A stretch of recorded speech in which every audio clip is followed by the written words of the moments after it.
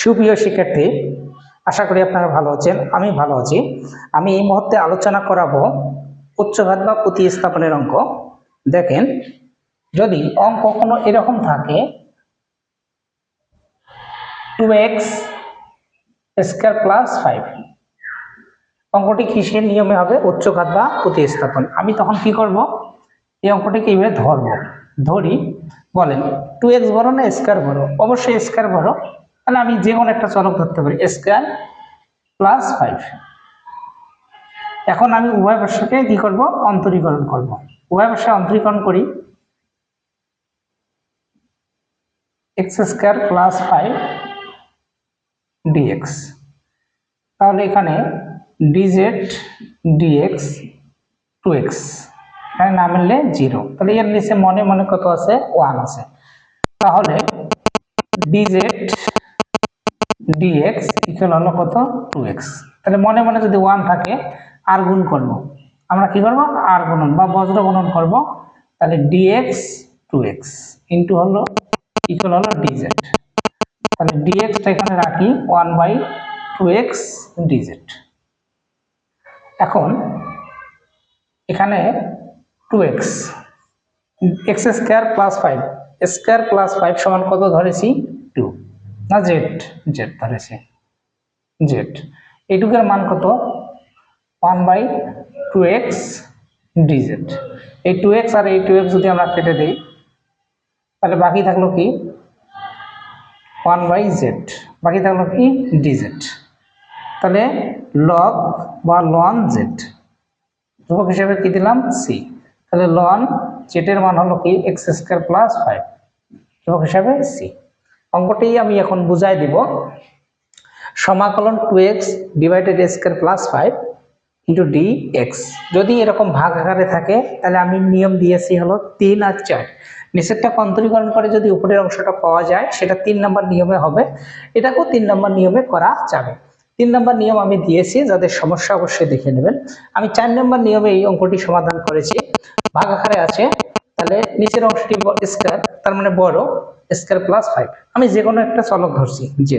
উভয় পার্শ্বকে অন্তরীকরণ করা হয়েছে dz dx, dx square plus 5 by dx।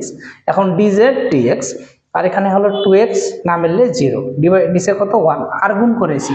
তাহলে আর গুণ যদি আমরা করি, তাহলে এখানে কি হয় দেখেন, dx 2x, ঠিক আছে, আর dz কে dz।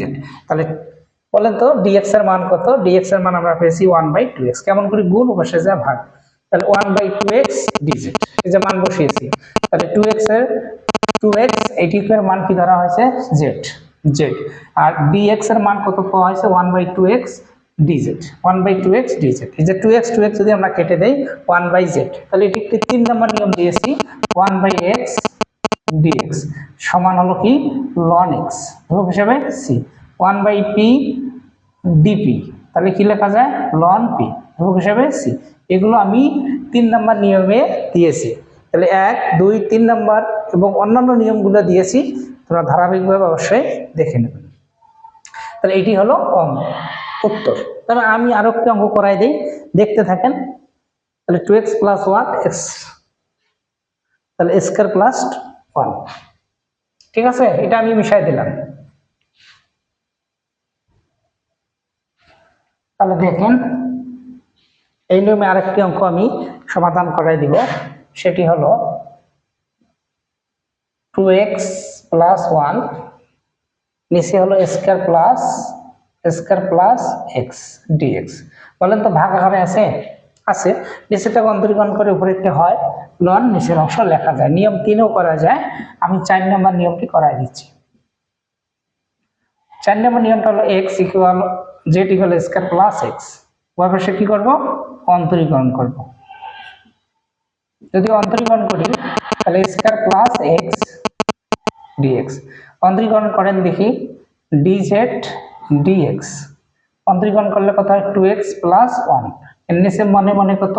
1, আর গুণ করেন দেখি,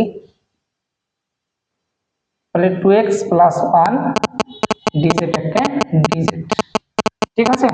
আচ্ছা, তাহলে বলেন এখানে dx এখানে রাখলাম কেন? এইটার মান বাইর করে নিব, dx এর মান 1/2x প্লাস 1 ডিজিট।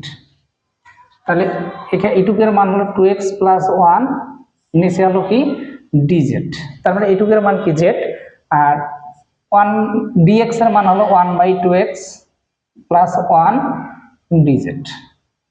এইটুকু যদি কেটে দিই আমরা, তাহলে 1/2